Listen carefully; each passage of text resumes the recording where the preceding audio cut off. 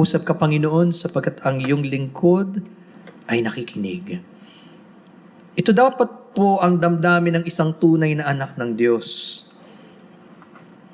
Kung totoong naniniwala tayo na hindi natin alam ang lahat ng bagay at napakalimitado natin, at sa gayon ding paraan ang Diyos naman ay walang hanggan at alam ang lahat, hindi ba tama lang na patuloy tayong sa Kanya humingi at umasa araw-araw?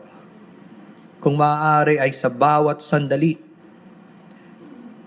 Maganda ang pagkakasabi doon sapagkat ito ang ating pagnanais na siya ang mangusap. Magsalita ka, Panginoon, bilang kataas-taasang Diyos. Bilang Diyos na walang katulad. At ang ating namang damdamin bilang mga lingkod na handang makinig anuman ang kanyang sabihin. Alam natin ang kwento dito. Matanda na si Eli na siyang high priest at that time. Siya ang punong saserdote na dapat na pinuno ng bayang Israel. Pero gaya ng pagdilim ng kanyang mata, madilim din ang spiritual na kalagayan ng buong bansa. And so, tumawag ang Panginoon sa batang si Samuel.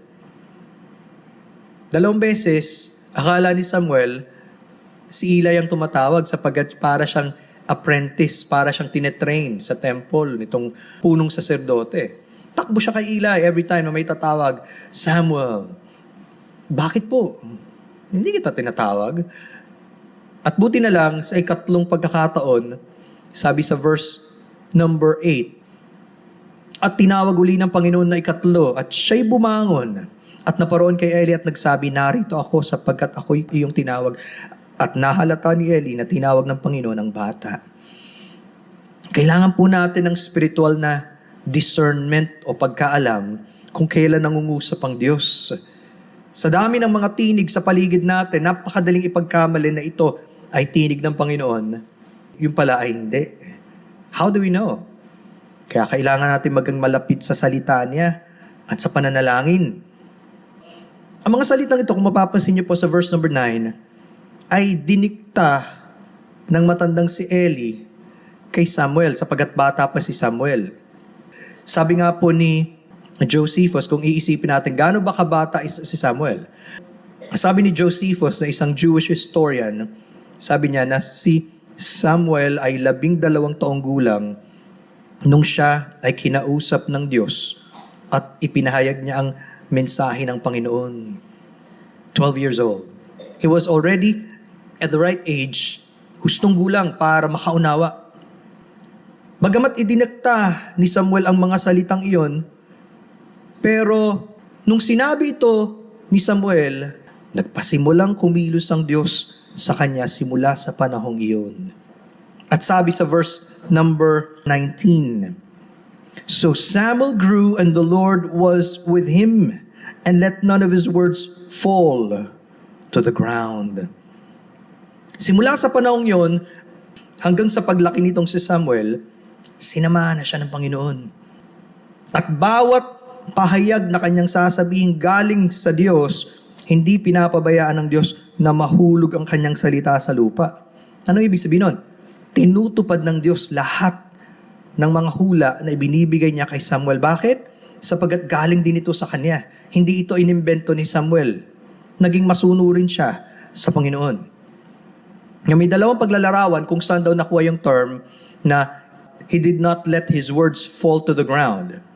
Ang una, on a negative imagery, pwede daw ito ay sa larawan ng mahal na alak. Diba? Kapag yung alak ay napakamahal, syempre, iingatan mo yan. At gustong-gusto mo na matikman yan ng mga taong dapat makatikim. Pero, halimbawa't may nadapa at biglang nabasag at tumapon. Ano pa halaga ng alak? Wala na. Iyon ang isang negative image. Hindi pinabayaan ng Diyos ang kanyang mga salita ay mauwi sa wala. Sapagkat galing sa Kanya. Pero pangalawang larawan, marahil daw, ng pananggalingan ito, ay isang archer. Yung tumitira ng pana. Ang pana, sa kamay ng isang magaling na archer, ay pwede niyang mapatama sa kanyang goal. And always, it will hit the mark. That's the positive imagery na binibigay sa atin. Siguradong tinupad ng Diyos ang kanyang mga salita. At yun nga po ang larawan sa atin, bakit pwede tayo magkaroon ng confidence sa salita ng Diyos at hindi sa salita lang ng tao. Sapagkat ang Diyos mismo ang nagsabi sa Numbers 23 and in verse 19, God is not a man that he should lie, nor a son of man that he should repent. Has he said, and will he not do it?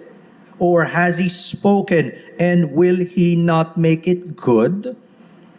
Ikinumpara ng Diyos sa talatang ito ang kanyang sarili. Ang Diyos ba kagaya ng tao? Obvious answer, hindi. Bakit? Ang tao pwedeng magsinungaling. At nagkakamali, kahit nga hindi natin intention, pwedeng nagkamali tayong nangsabi. Ang Diyos hindi pwedeng magkamali at hindi pwedeng hindi niya gawin ang kanyang sinabi. Kaya walang katulad ang Diyos, nag-iisa ang ating Panginoon. Sa talatang ito, at least may dalawa tayong matututunan ng leksyon. Marahil marami pa, pero dalawa yung pagtutuunan natin ngayon. First lesson, no one is too young to be met by God. Walang sino man ang napakabata para katagpuin ng Diyos. Siguro ang mga kabataan sa panahon ni Samuel, gaya ng mga kabataan natin ngayon, wala pang iniisip sa buhay kundi maglaro. But at an early age, if Josephus was right, at the age of 12, kinatagpo na siya ng Panginoon. At napakasarap makita kapag ang kabataan ay kinatagpo ng Diyos at naunawaan nilang kailangan nilang Diyos at naintindihan nilang ang buhay nila ay galing sa Diyos at gusto nilang gamitin para sa Panginoon. Marahil sa isang magulang na Kristiyano, wala nang pinakamasarap na makita at malaman, kundi ang anak natin ay dumating sa totoong pagkakilala sa Diyos. Sapagkat alam natin, walang iba na pwedeng magbigay ng kahulugan sa kanilang buhay, kundi ang Panginoon. At marahil sa isang kabataan na naging seryoso sa Panginoon, pwede niyang magamit ang mga susunod pang taon sa kanyang buhay, hindi para gawin ang ginagawa ng maraming kabataan at malihis sa tamang landas, kundi magsimula na gawin ang nais ng Diyos at makilala ang Diyos. Marami tayong example sa Bible ng mga kabataan na ginamit ng Diyos at nagkaroon sila ng napakalaking impact sa kanilang lipunan sa panahon nila. Kung ikaw ay kabataan, hindi mo ba hinahangad na sana ikaw rin ay gamitin ng Panginoon? Let no man despise thy youth. Huwag mo ngayang hamakin kanila, sabi ni Paul kay Timothy. Bagamat si Timothy was probably already in his 30s or 40s, pero compared sa kongregasyon na kanyang pamumunuan, it was considered young. Pero, huwag mong isiping, wala pa akong kamuwang-muwang para sa Diyos. Now is the time. Sapagkat kapag nakilala mo ang Panginoon, iyon ang simula para ang buhay mo ay hindi masayang. Magkaroon ng totoong direksyon. Napakasarap na makita ang kabataan na totoong seryoso sa Panginoon. Sinamahan ng Diyos si Samuel at hindi niya hinayaan na ang kanyang salita ay mawala o hindi matupad. Nangangahulugan, naging apalagian. It became a daily habit for Samuel to come before God and to listen. Kaya nga masarap ma-develop ang tamang habits habang bata pa kayo. Sa mga mas matatanda na, may mga habits na mahirap baguhin, kundi lang sa biyaya ng Diyos. Pero kapag nasimulan nyo bilang bata, na talagang lumapit at makinig sa Panginoon, napakasarap. Sapagkat madidevelop yan sa inyong buong buhay. Kaya ano yung challenge?